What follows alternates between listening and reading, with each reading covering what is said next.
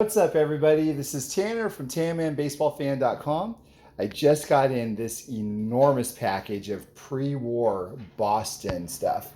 All of this, or most of it anyway, is going to be parts of various custom projects. I wanted to show off a bunch of them before I did anything here, and just kind of really bask in the glory that is pre-war cardboard here. So let's take a look at a few of the pieces here. So first of all, we have a beautiful Tris speaker autograph.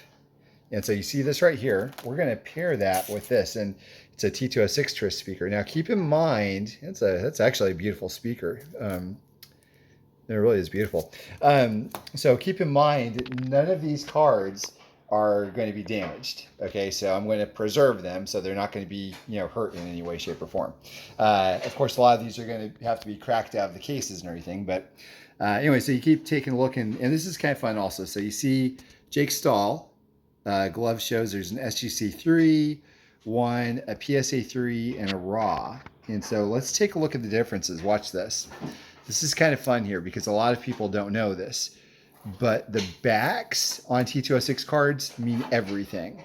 You can have, for instance, a Ty Cobb go for $5,000 with the Piedmont back, for instance, or for something with maybe like a Old Mill or Hindu or whatever back, go for tens of thousands of dollars, or I don't know. I mean, it just depends on what it is. But right here, you see 4 different types of backs, which is kind of fun. So if we're doing something with these cards, it might be kind of fun for me to actually do pieces where you could see the front and the back.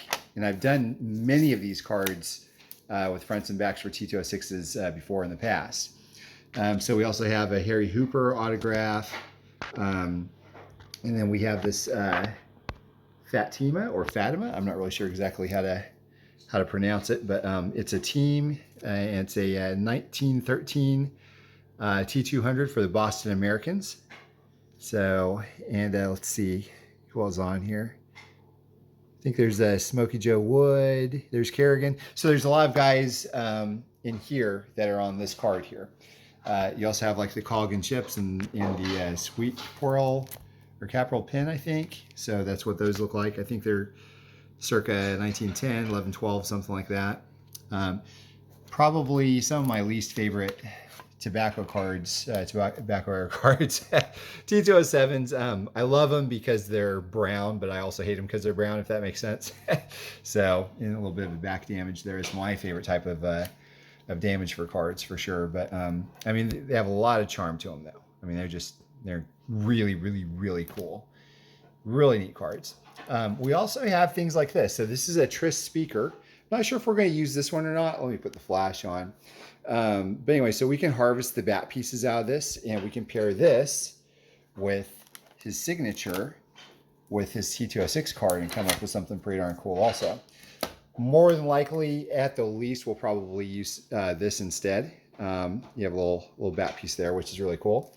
Here's a T202 Mecha double folder. And you got Wagner and Kerrigan. And so this is not Honest Wagner. That's Heine Wagner, I think is actually his name there. So we also have a T205. I love T205s. Check out my video, by the way, where I put a T205 Christy Mathewson under a microscope. There's actual like metal flecks in the border, and they're just beautiful cards. So there's a lot of other really neat stuff here. There's an Ed Cicotti with a fun little color issue in the middle there. And here's a T3. Love Turkey Reds. Massive. Not really sure what I'm going to do with this one yet here, but it's got the Turkey Red back also. I know a lot of you new guys to the hobby probably know Turkey Reds as the smaller cards with different color borders. Well, this is what they came from. I think these were redemptions. And they're massive. So you take a look at the size between a tobacco card and this. I mean, it's pretty incredible. Let's see what else. And I love these also. I think this is an E90-1, if I remember correctly. And it looks like it was actually ripped in half and then taped together. But the artwork on the E90-1s are beautiful. I just love the color that they have. And the horizontal cards are really neat also. So let's see what else. Here's another signature. So we'll pair that Gardner with, I don't even know where Gardner is on here, but he's somewhere in here. And here's a, by the way, guys, here you go. I have a Wagner, a T206 Wagner. My journey is over. Of course, this is the Heine Wagner, but it's a T206 Wagner nonetheless. Oh, here's another Wagner. And yeah, there you go. Heine Wagner. Is that Heine Wagner or Haney Wagner? I don't know. But anyways, really, really, really cool cards here. And oh, and we also have the stamp that's really neat. That's been signed as well by Duffy Lewis.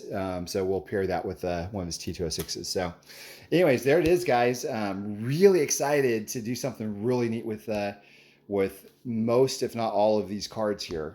So stay tuned. And I'm actually going to go ahead and show a bunch of other cards I've done here as well in pictures. So stay tuned.